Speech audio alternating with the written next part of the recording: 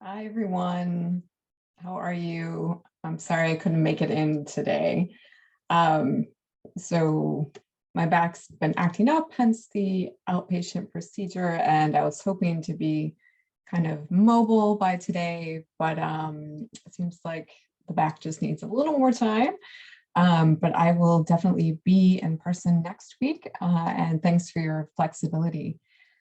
So first thing, um, so last class, you guys focused on some quotations from Zuboff, and this was for the TAE. And I think these quotations could be really useful too for Essay 1. So we'll kind of talk through the work you guys did with those quotations. And then a little later on, we'll start thinking about how those could apply to Essay 1 as we forge connections with Hartman. So just a second here, I'll pull up my screen.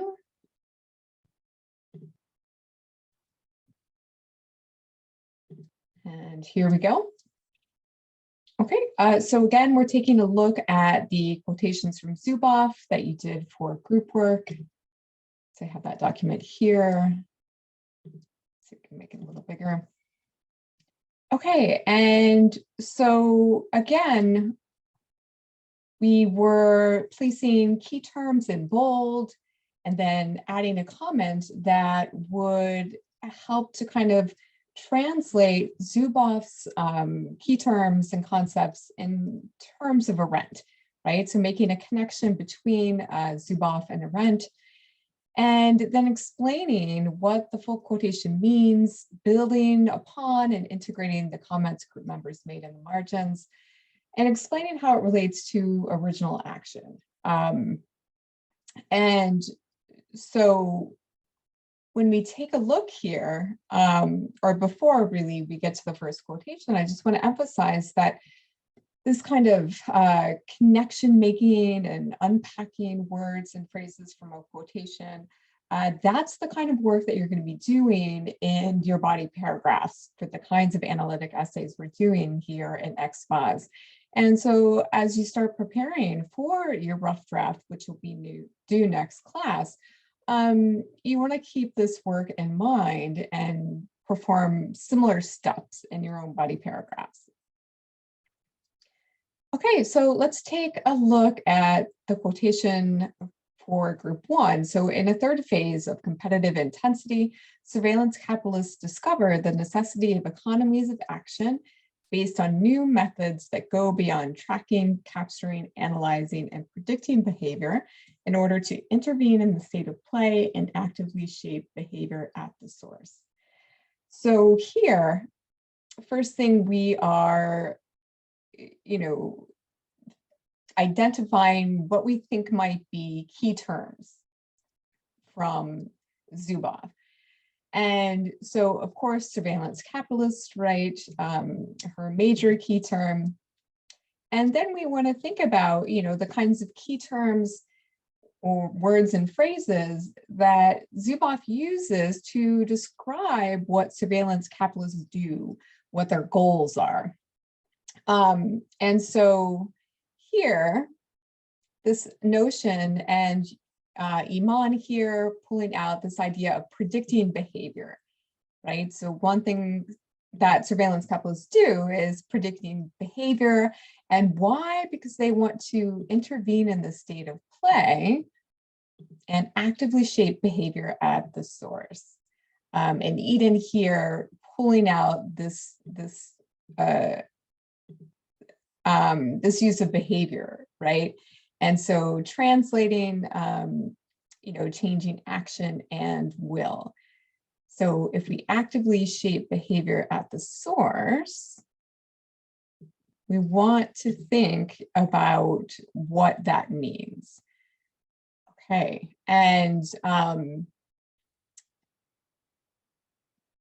and Iman pointing out here in terms of behavior, if they're wanting to predict behavior, then what they're doing is they're trying to achieve a sense of certainty. And as Iman's pointing out, for Arendt, we need uncertainty to have free will and original action.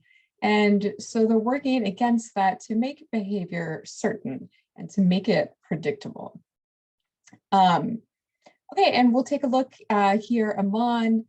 I pulled out some moments I thought were particularly successful. So these companies, right, surveillance capitalism companies monitored our online behavior, right? So they monitored it, in other words, they're surveilling us, right, to learn more about our preferences. And so they take images and only display things they want us to see, right? So they kind of manipulate our online experience rather than allowing people to behave kind of whatever, however they choose. So again, that idea of shaping behavior so it becomes predictable, and therefore we lose kind of our ability to engage in an action that's original, that's based in freedom. Okay, and so basically they're ultimately stopping the customer's free will, right? And so certainly as we kind of unpack what's happening here and think about where Arendt's key terms come in, free will is really important, right? Okay, and Yash, so the new methods of surveillance capitalism go beyond and try to alter a person's free will. A person's behavior is determined by their free will. So Zuboff describes this as, quote unquote, actively shaping behavior at the source. This leads the original action being shaped from what the consumer wants to what the surveillance capitalist businesses make the customer think they want based on data the consumer they're able to analyze. Okay, good. And so I like how Yash is focusing here on kind of interpreting this last phrase through Arendt's key terms, right? So if we think about shaping behavior at the source, we want to think about, okay, well, according to Arendt, and therefore Zuboff was building from Arendt, what is the source of behavior? And right, so behavior is another way of saying action. And so Arendt would say that the source of behavior, the source of action is the will. Right. And so again, the source of behavior is the will. So what surveillance capitalists are trying to do is to shape the will. Right. And if they're able to shape that will, they're able to shape our behavior to make it predictable, to make it certain.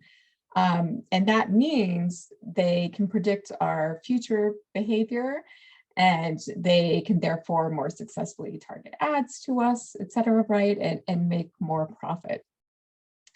Okay, good job. All right.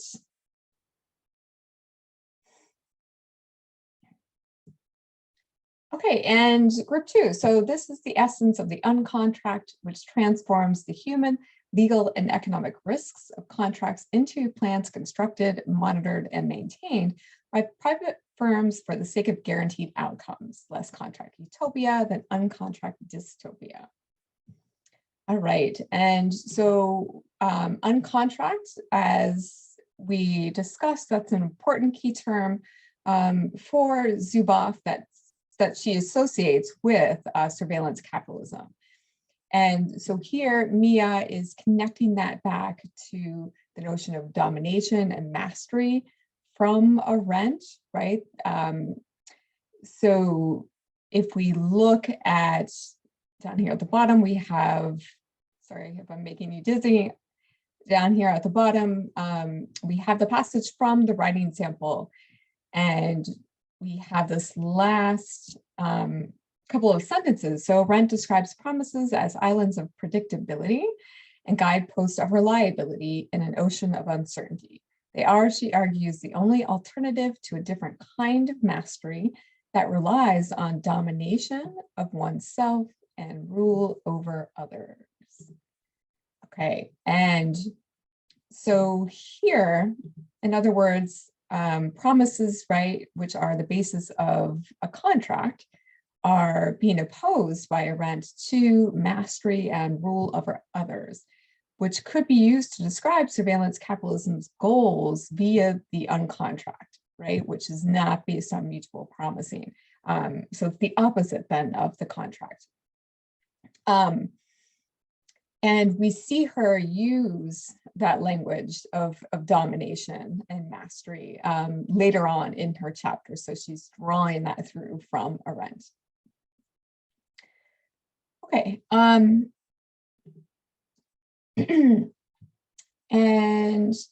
good. And Kai Wan pointing out here, right, monitored, which ties into surveillance and contract.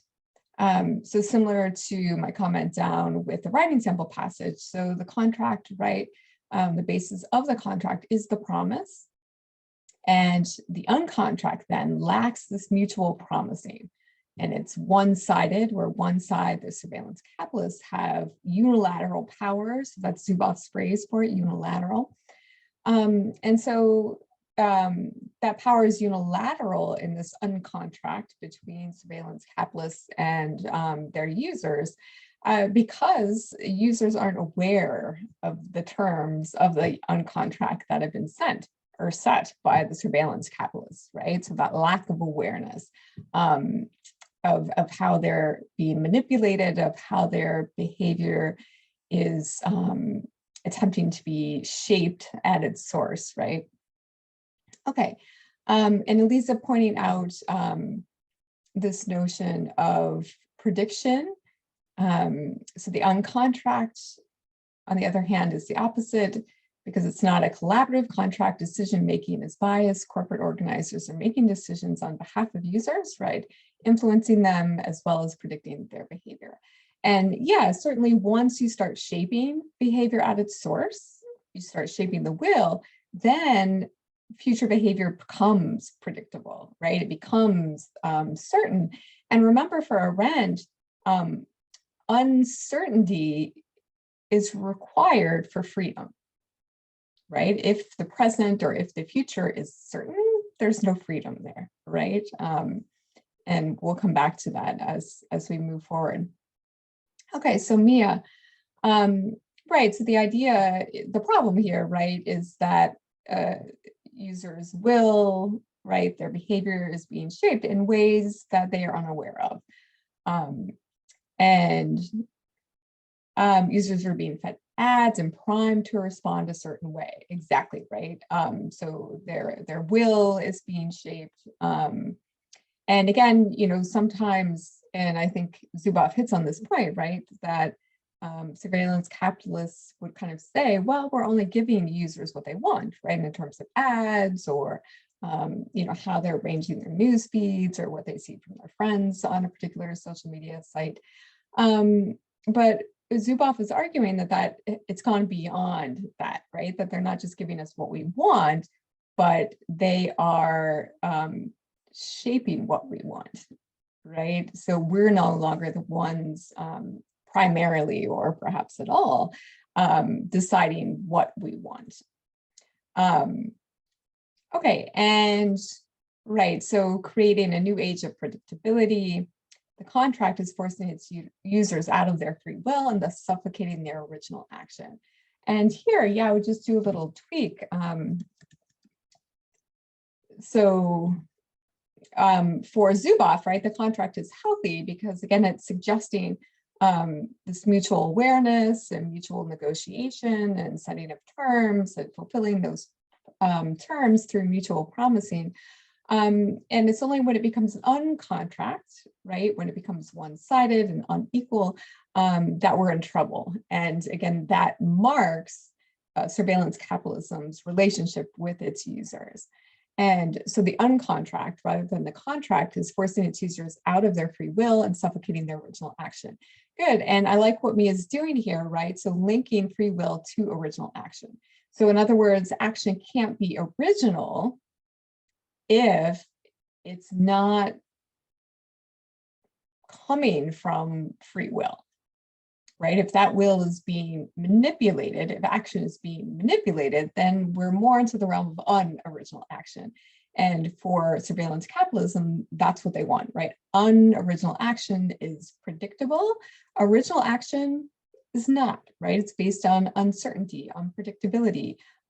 We can't guarantee what the outcomes of that original action would be, where you can to a much higher degree if the action is unoriginal and kind of plot it out for you in advance. Okay, yeah, so if we come back to the quotation here, I would pull out or emphasize some more language. So again, the essence of the uncontract, which transforms the human, legal, and economic risks of contracts. So I've underlined risks because again, I think risks ties into this notion of uncertainty and unpredictability that's linked to freedom, to free will, to original action. And all of that's related or seeks to be mitigated to a certain degree with contracts and with promises. And so the uncontract is looking to kind of bypass those promises, those negotiations between aware individuals, and kind of make plans, right? And this guaranteed outcomes can be a really handy key term to use. So wanting to kind of make users' behavior guaranteed, right? So kind of future behavior becomes guaranteed outcomes, right? Versus uncertain outcomes, for example. Okay, if we shift down to Torres' response, so the contract is the epitome of an ideal promise, exactly, right? When it transforms into the uncontract, the uniqueness is replaced with absolutes guaranteed by surveillance capitalism, right? And so the uncontract, again, associated with guaranteed outcomes, so kind of pulling some of the language out of the quotation to work with it, which is good. And remember, this is all demonstrating the kind of work that we want to be doing with quotations in our body paragraphs. So making sure after we set them up, we don't move on to our next point, but we pause, we go back, we unpack that quotation. What does it mean? What connections can we make to really explore the implications of the ideas there?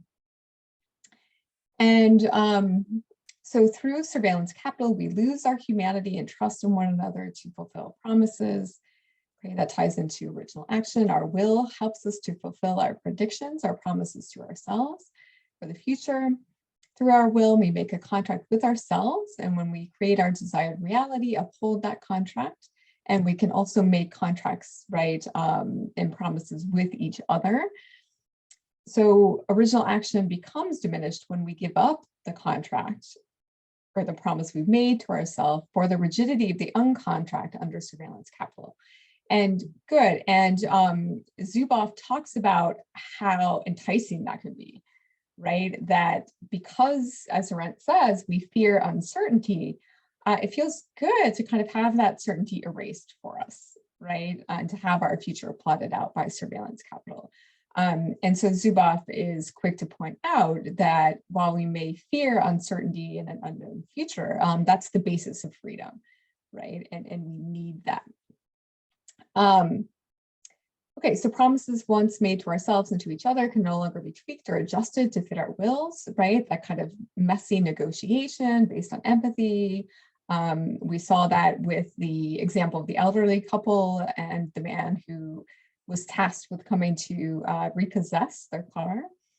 And so now they must conform to the objectives of surveillance capitalists. Okay, good. And Jesse, good, pulling out the unpredictable. And Eliza, so surveillance capitalists have the power to alter the future by influencing even our seemingly little choices without users realizing, right? So again, that's the unilateral power. That's the imbalance that transforms the contract to the uncontract. And so original action comes from the idea of free will. So again, good, so as you're kind of unpacking and working with key terms, you would want to make that really clear to your reader, right? That original action is original because it stems from a will that is free, right? Okay, good. And if we shift over to group 3, so if the future that surveillance capitalism prepares for us, my will and yours threaten the flow of surveillance revenues. Its aim is not to destroy us, but simply to author us and to profit from that authorship.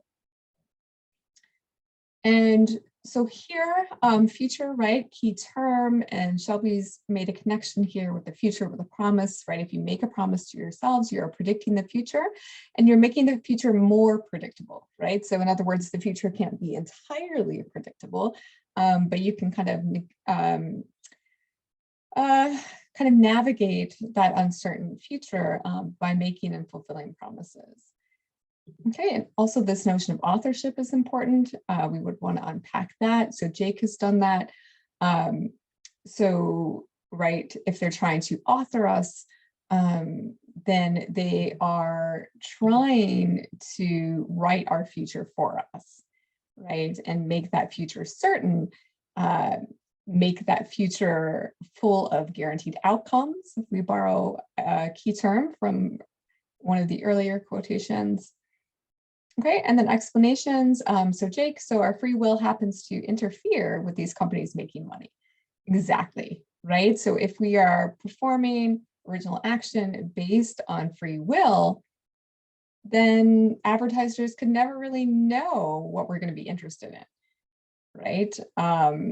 They don't know what behavior we're going to be conducting online. And so it becomes much more profitable for them if we become a little more machine-like, where our behavior becomes predictable, becomes mechanical, becomes automated, is authored by surveillance capitalists. Okay, so we'll pause there for a moment and we'll have a little play pause it bulb you'll see pop up. And so far from the first three quotations, I would like you to choose 2 moments from those quotations. Those can be a particular word or a phrase that you feel like you understand a little more clearly now that we've gone over these first 3 quotations. Okay, so go ahead and pause here for a moment.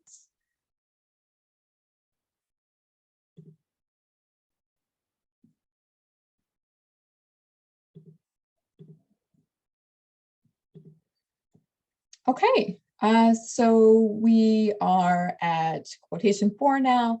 Surveillance capitalist interests have shifted from using automated machine processes to know about your behavior to using machine processes to shape your behavior according to their interests. In other words, this decade-and-a-half trajectory has taken us from automating information flows about you to automating you. Okay, good. And we can see here some similarities between the third quotation and the fourth quotation, right? So this notion of authorship comes pretty close to this notion of automation, perhaps taking it a step further. And also the quotation before that, notion of guaranteed outcomes and shaping behavior at the source, right? All of that kind of feeds into these notions of behavior or shaping behavior at the source, right? So shaping the will. And here, just as a little explanation, right? When you bring in quotations into your body paragraphs in your essays, you are necessarily taking that quotation out of its original context, right? You're taking out of the chapter and you're assuming that your reader has not read the chapters that you've had, right? That you've read. They haven't read Zuboff, and when we get to Hartman, they haven't read Hartman. And so we need to kind of fill them in. And so this reference to this decade-and-a-half trajectory, and so what she's referring to here, Zuboff, is that surveillance capitalism has been kind of developing and changing and transforming over a decade-and-a-half, over about 15 years, right? And so again, you know, surveillance capitalism begins to develop around the year 2000, right? We get all of these digital transformations, right? You get Google, you get all these social media platforms. And so steadily over those 15 years, right? So Zuboff, right, is writing about 5 years ago or so.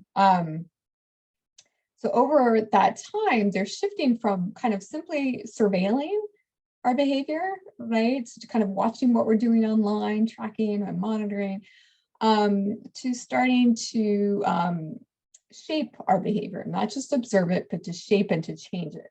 And then beyond that, to not only shape the behavior, but to shape the source of that behavior, right? So no longer the actions you're performing online, but the kind of decisions you're making, right?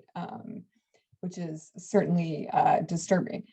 Okay, and machine processes, automated machine, right? So we talked about part of close reading is detecting patterns, right, of word choice, of images. And so here, right, this repetition of machine, automation, so that is being contrasted with the human, right? So that quotation we worked with from the writing sample passage, right? So talking about organs, the will is an organ, we have blood, right? So again, to kind of emphasize what is endangered here by surveillance capitalism, it's our humanity, it's the bodily, right? And so contrasting the human versus the machine. So in other words, implying that surveillance capitalism, its perfect user, right, in the sense of the user that would allow surveillance capitalists to make the most amount of money, would be machines, would be robots, essentially, right, performing exactly how the surveillance capitalists would like them to. And keep in mind too here, when we're talking about surveillance capitalists, we're talking about the people who kind of run these companies, right? And who surveil and monitor user behavior, right? So it's not every single person working at Google, right? Or everyone who's a capitalist. So it's a very kind of elite, powerful group of people, according to Zuboff. Okay, and look at some of our annotations here. So Calvin is pulling out this notion of automating and shaping, and Arendt, right, this different kind of mastery or domination. Good, so kind of this notion of automating you ties back into the last couple of sentences from the writing sample, right? Where instead of kind of making promises with you and negotiating with you, so everybody's above board and is aware of what's happening, what they're trying to do is to dominate you, to assert mastery over you. And to do that, they automate you, right? So they make you this kind of fully functioning machine. Okay, good. Sorry, getting all choked up. And Ashwin, right, so also pointing out the shaping, and right, taking free will away, and good. And yeah, I mean, and the complexity here is that if you're fully automated, your behavior is fully automated, it's fully predictable, then you lose that fear of uncertainty because there is no more uncertainty, right? So you can see how that would be appealing for users. And yet, as Zuboff was pointing out, right, that becomes very dangerous.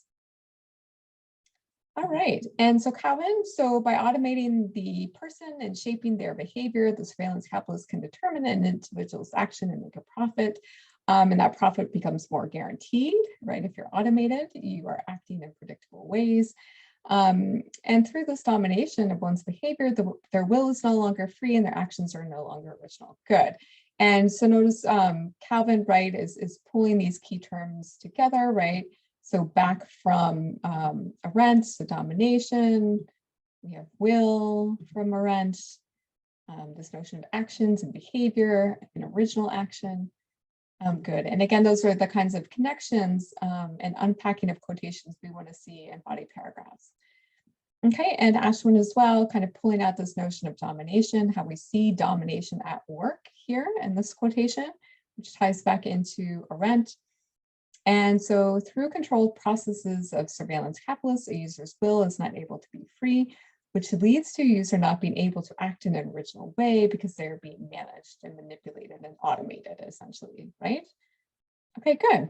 And on to the last quotation, quotation 5. If we are to rediscover our sense of astonishment, then let it be here. If industrial civilization flourished at the expense of nature and now threatens to cost us the earth, and information civilization shaped by surveillance capitalism will thrive at the expense of human nature and threatens to cost us our humanity. All right, so industrial civilization, good, as Tazib's pointing out, right? So the problem with industrial civilization, so that's the civilization that developed through the process of industrialization, the Industrial Revolution, right? So factories, and so that's wreaked havoc on the earth, right? Stripped her of her resources, leading to, right, depletion of the ozone layer, climate change. And so now as the civilization has transformed from industrial to information. And notice how the form of capitalism that's dominant, Zuboff is implying, shapes the kind of civilization that arises, right? So industrial capitalization, or sorry, industrial capitalism gives rise to industrial civilization. And so information capitalism gives rise to information civilization. And so for Zuboff, surveillance capitalism is one form of information capitalism. And if you look at the end of her chapter, it's not that she's against all forms of information capitalism, right? It's not that she wants to turn back the clock, that she doesn't want a digital age. What she's saying is this particular form of information capitalism called surveillance capitalism is dangerous precisely because it's seeking to manipulate user behavior and user wills, right? And doing so can cost us our humanity. And so here, you know, one of the reasons this quotation is so important is that she's communicating to us why her argument is so important, right? So her argument is, okay, surveillance capitalism, these are the ways in which it works, right? Here's how it affects us. And why is that important, right? Why should we care? Well, the stakes are high, right? So we could lose our humanity. And so this is the kind of move you're going to make in your own essays. So once you generate an overall claim in response to the questions of the prompt, which will be your thesis, you'll state that thesis, but then you'll need to make it clear to your reader why that thesis is important, right? Why they should care about it. So that will be your statement of significance, which we'll talk about later in the semester. Okay, so explanations. So Tim, right? So this major threat to humanity in the future. So again, kind of why her argument matters, why we should care. And Maddie, the use of the words at the expense of human nature and threatens to cost us our humanity can be used to explain how surveillance capitalism affects our ability to engage in original action. Good, so kind of pulling out words and phrases from the quotation and making a connection here to a rent, right? And so that's, again, a move that you want to make in your body paragraphs. Set the quotation up, pull some language out of it and interpret it, make connections. So without human nature, humanity, there would be no one left to even engage in any action at all. And here I'm offering just a little bit of tweak. So is it really no one would be left to engage in any action at all? Or is the point here that there would be no one left to engage in original action, right? Because the surveillance capitalists would still want us online behaving and acting and clicking on links and buying things. So what they would want is us online performing unoriginal actions that they can predict and control and master and dominate, right? Okay, and Tazib, so putting a feeling of uncertainty within them to hinder them from original action. And here, just a little tweak too. So surveillance capitalists, right, would want to make our behavior in the future more certain, right? So for action to be original, the future needs to be uncertain, according to Arendt, but surveillance capitalists want to make our future certain so they can predict our behavior and better target ads, et cetera, to make more profit. For Arendt, uncertainty is scary, but necessary for original action. And so basically, you know, when we're thinking about the future and thinking about what we might do, again, there's that fear of uncertainty. And so basically, Zuboff is kind of pointing out two responses to that uncertainty, right? So either you go kind of the healthy route and you form a promise to yourself or a promise to others, and then you work to fulfill that promise. And promise in the sense of mutual agreement, everybody's above board, the power is equal. And that's a way to mitigate uncertainty, right? To make it a little more certain. And the unhealthy way is through the uncontract, right? Where you don't have mutual promising. You have imbalance of power, right? It's unilateral on one side. And so that, you know, reduction of uncertainty and increase of certainty is dangerous, right? And it benefits one side. Okay, all right, so strong work here. And again, just like we did before, we'll pause. So if you can look back at the quotations for group 4 and group 5, our last two quotations, and focus on a couple of moments from those quotations that you now feel you understand better. And that will pop up in our bulb. Okay, so we'll get ahead and we'll kind of make this its own video.